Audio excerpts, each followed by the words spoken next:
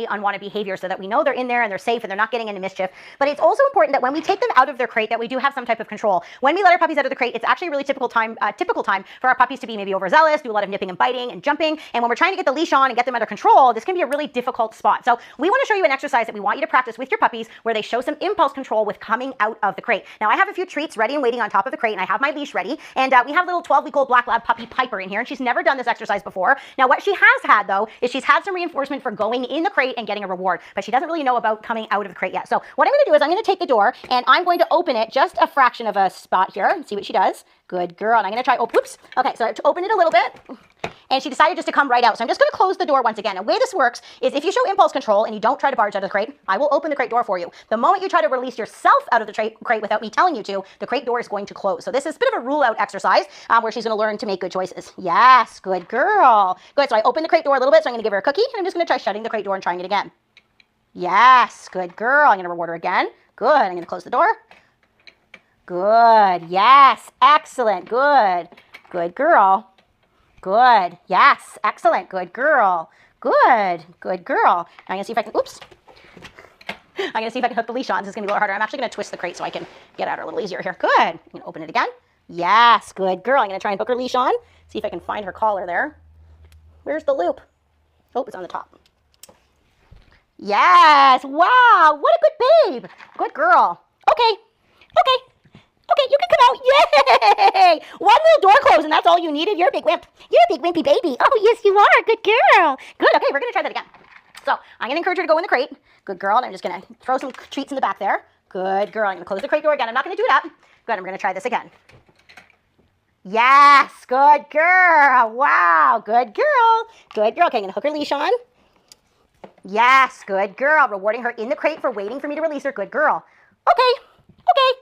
Good. Okay. Piper's doing a really great job. She's sensitive. So, oh, good girl. And also, we just shot the last video, total transparency with you guys right now. We just shot the last video on how to go in your crate and be rewarded. So I have lots of money in the bank for going in the crate and getting reinforced. But I think it's important that I tell you that because if you do that exercise, this exercise will improve. They'll understand. I like being in here. I don't want to come out. You reward me. So I'm ready to do the next step with Piper, and that is adding a few distractions. And I think this might get her a little bit going. Okay, Pop, what's this? Ready? Go get those treats.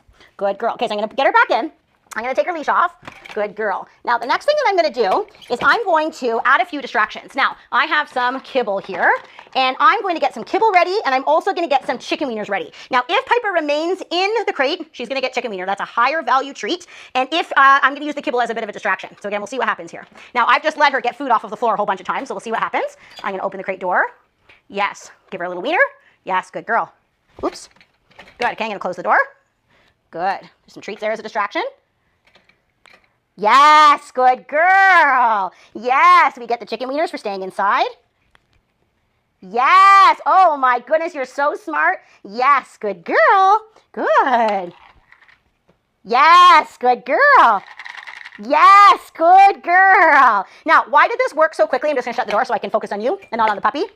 This worked so quickly because of how fast I reacted. Remember, dog training is all about timing. She went to come out and I stopped so quickly, I shut that door so quickly that she had instant information. If you're practicing this exercise and your dog is speeding and jumping out of the crate more times than you stopping them, it's not going to go this quickly. She's also not a super hard-headed dog. She's quite cooperative, which is great. She's a lovely little puppy that we've borrowed for today's filming. But please don't be discouraged if this takes you a few times. You may find that you'll have to open and close the door several times in order for your puppy to go, oh, wait a second, I think you want me to stay in here. But the timing in which you open and close the door is completely crucial for this exercise. All right, we're going to see if we can do it one more time here. Good girl. Yes, excellent. Good girl. All right, I want to make sure she knows it's okay. Okay, okay, okay, yay! So when I do want her out of that crate, I'm going to make it really obvious. I threw a little chicken wiener out there. We're going to put your leash on before I get too bold here. There we go, just in case, even though you're being good. But I put the chicken wiener out, and then I just tapped the floor, and I made it, oh, good girl, yes. I made it very, very obvious that now it's okay to go. That was such a great little example. So this is an exercise I would highly recommend that you practice with your dogs, and this is something that I would encourage you to do with them every single time you let them out of their crate, whether it's, in the morning, in the afternoon when you get home from work or whatever it might be. I particularly love this exercise if you crate your dog in the car for car rides, which we would highly recommend that you do. The last thing you want to do is open your crate door when you get get to a parking lot or a park and have your dog bolt out and be unsafe. So we really want them to learn, you stay in your crate until you hear me say okay. It's a safety issue, but it's also a leadership exercise. If I can control when the dog comes in and comes out, that puts me in more of a leadership role. But you'll see we're doing it in a very non-confrontational way. I'm really teaching her this is a valuable place to be, and it's also equally as valuable to listen to me. Good girl.